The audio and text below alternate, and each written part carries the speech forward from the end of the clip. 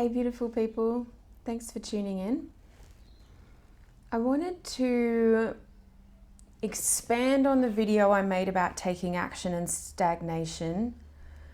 And for those of you resonating with a bigger or a higher self perspective, I just wanted to share with you what I've been receiving about what is happening in our collective environment this year and what people are experiencing on an individual level because of those shifts.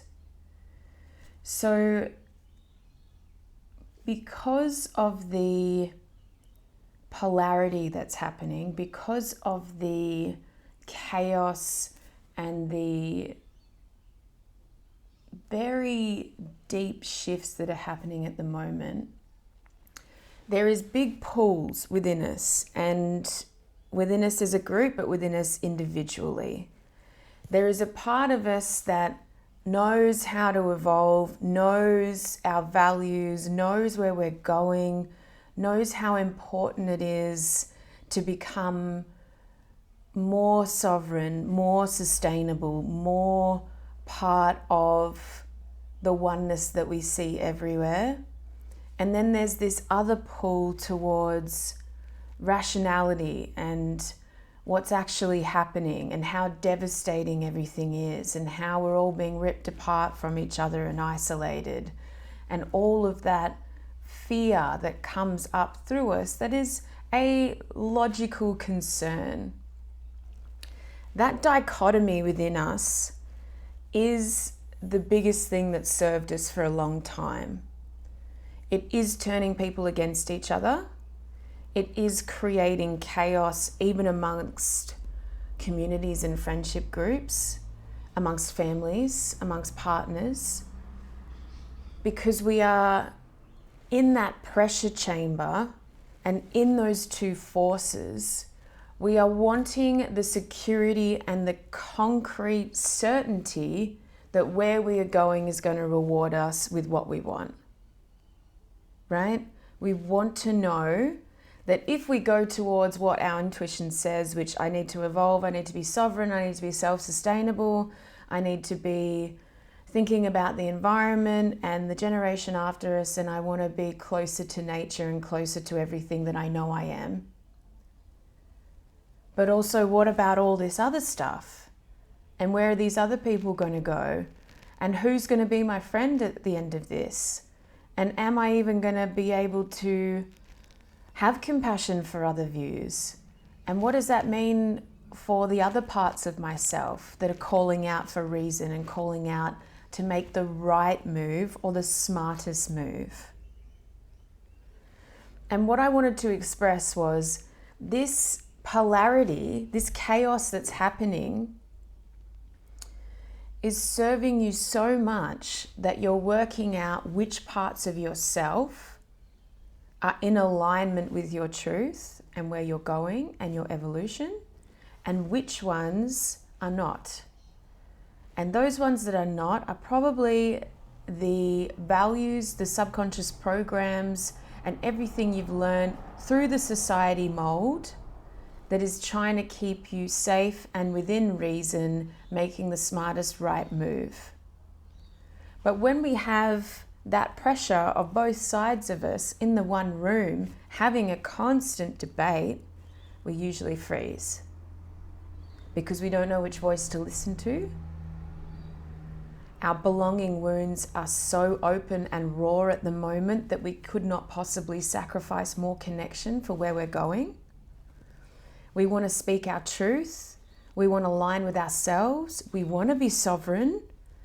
But what are the risks involved with that? What will I lose is what the ego is talking to you about. The ego can't calculate what you'll gain. It doesn't work like that. Your rational mind is there to keep you safe. So when you're listening to your ego narrative, you hear, well, that path of sovereignty, I'm going to lose probably my friends and family and everyone that doesn't think like I do. And on the other side, your ego is saying, well, this will be safe. This is what other people are doing. This will be low risk. And at least at the end of the day, we'll all be in it together. But what your ego can't do is calculate or envision what you will gain on an evolutionary path, what you will gain in sovereignty, what you will gain when you reach higher states of consciousness. And what I mean by higher states of consciousness is love. It's source, whatever word you want to use, God, oneness, connection, abundance.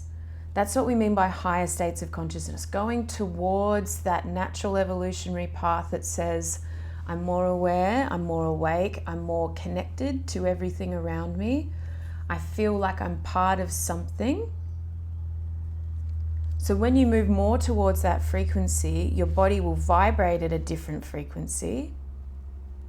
You will shed layers of density and you will become more aware and more integrated, right? This is why I use the word evolved, because you will become a better functioning physical machine.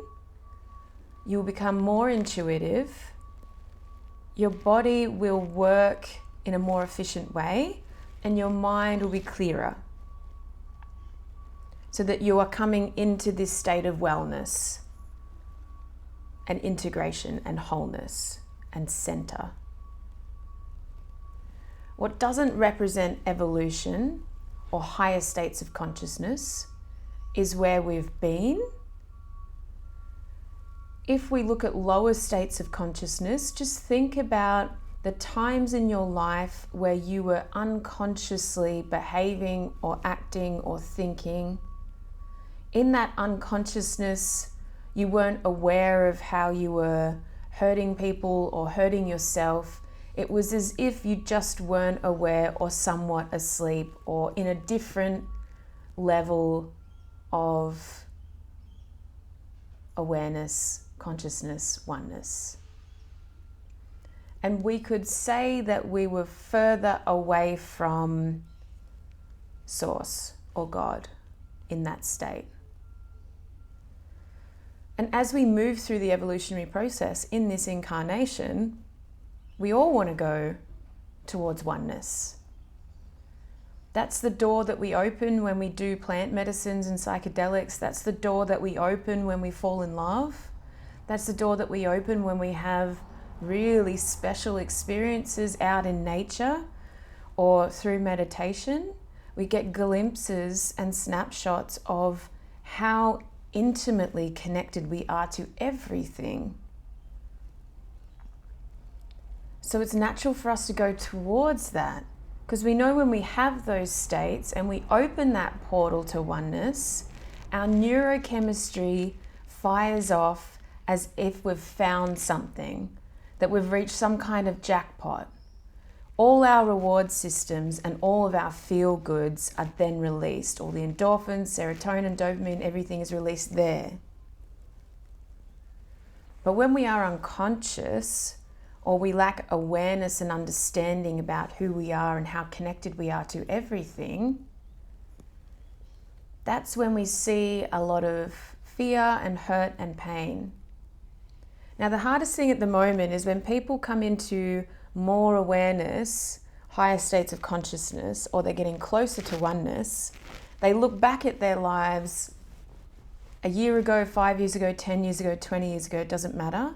They look back at when they were more unconscious, less aware, and there is guilt and shame around where we were. But that guilt and shame does not serve us. It helps us to find the sequence of our evolutionary path. Our guilt and shame for being back there and choosing unconsciousness on some level teaches us that we don't want to go back there, that we want to release that guilt and shame and keep on going towards oneness and keep on deepening our understanding of how connected to Source we are, how much we are love expressing itself, and how that path helps us to dissolve the veils that are necessary for us to realize those things. So if you are feeling this pressure chamber and you know that you're being pulled in many different ways, there are risks involved. There is necessary calculations that your ego will make about leaving dense unconsciousness and becoming more integrated and whole and sovereign. There are risks. You might not have as many connections on that road, we don't know. You might not have the same comforts that society has encouraged. But when you look into your heart space and you feel what your body is telling you, it's telling you that it wants wholeness. It wants sovereignty. It wants you to realize that you are love expressing itself, that you are connected to everything, that you have abundance. It wants you to wake up out of those sleepy states to remember and start accessing all the information and all the resources available to you. So let's go on that path together. There are risks, and I understand that. I love you all so much. Bye.